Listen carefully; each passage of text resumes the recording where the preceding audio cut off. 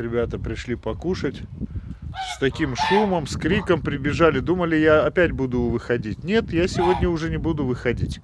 Так, хочу извиниться, я не полностью видео, когда снимал по поводу кормления, не все перечислил.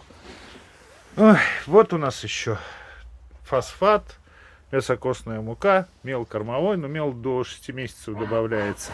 Плюс пробиотик, абиотоник, рыбий жир. Ну, как бы все вместе не мешаю, но как периодически там по инструкциям добавляем. Так что Федя был красивый и горластый. Орет как сумасшедший.